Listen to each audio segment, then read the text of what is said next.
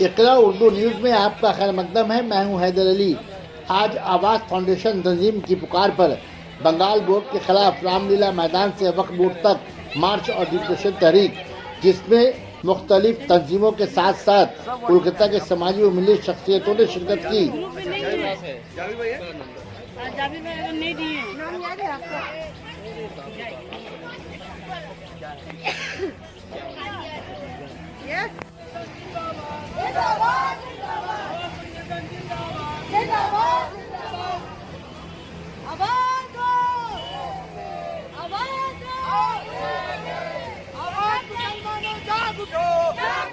दिया जाए।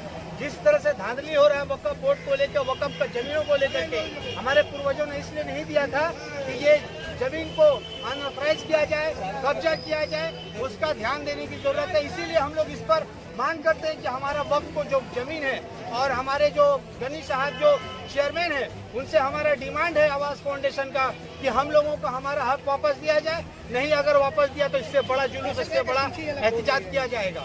ये अचानक आज आपने कैसे क्यों सोचा कि बदनामी होगी और उसको वापस? देखिए, जैसे कि आप जानते हैं कि अभी कोविड-19 के बाद जिस तरह से हमारे कम्युनिटी में जो हालात है, एजुकेशन से लेकर के हेल्थ से लेकर के जो हॉस्पिटल, जहां तक हम लोग देख रहे हैं कि सारे लोगों को परेशानी से जूझना पड़ रहा है, तो कहीं ना कहीं वक्त पे आखिर काम क्या हो रहा है, इससे आज पूरे कम्युनिटी के लोग ये आवाज उठा रहे हैं कि वक्फ का लेकर कोई काम नहीं हो रहा है, वक्फ नदारत है, कोई काम नहीं हो, सिर्फ उसको कब्जा किया जा रहा है और अनऑथराइज किया जा रहा है।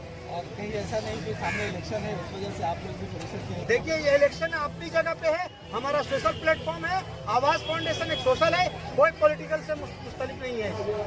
अगर आपका अपील नहीं माने तो आप बताएं। अगर अपील, ये कोई छुपी हुई चीज नहीं है कि वक़्फ़ की प्रॉपर्टीज को लोग बेच रहे हैं और ये कंस्ट्रक्शन करके वो खत्म हो रहा है। वक़्फ़ की प्रॉपर्टी इंसानियत की फलाह बहबूद के लिए है। अभी दलितों से भी बदतर मुस्लिम कौम है। ये तो पूरा आ चुका है। मुस्लिम की गरीबी का रोना रोया जाता है कि मुसलमानों के मसाइल कैसे हल होंगे, उसको भी तो देखना चाहिए, क्योंकि बहुत सारे लोग हम लोग को इग्नोरेंस की वजह से वो कुछ नहीं जानते। आज की तारीख में वक़्फ़ की जो मुसलमानों ने हमारे आज़ाद में जो ये किया है, वक़्फ़ की जो प्रॉपर्टी है वो कम से कम 50,000 करोड़ की जायदाद है, जिसको जो है बहुत सारी जगहों पर हुकूमत ने नहीं दिया है। उसके बजाय जो है उस लैंड के बजाय धान खेती वाली जमीन दे दी। धान खेती वाली जमीन बहुत सी जगह में होटल स्थापित हो चुके हैं, बहुत सी जगहों में दखल कर दिया गया है। तो हमारी जायदाद का बहुत से बड़े बड़े प्रॉपर्टी, एक तो राजभवन का किराया क्या है भाई, 27 रुपया है, 27 रुपया किराया है।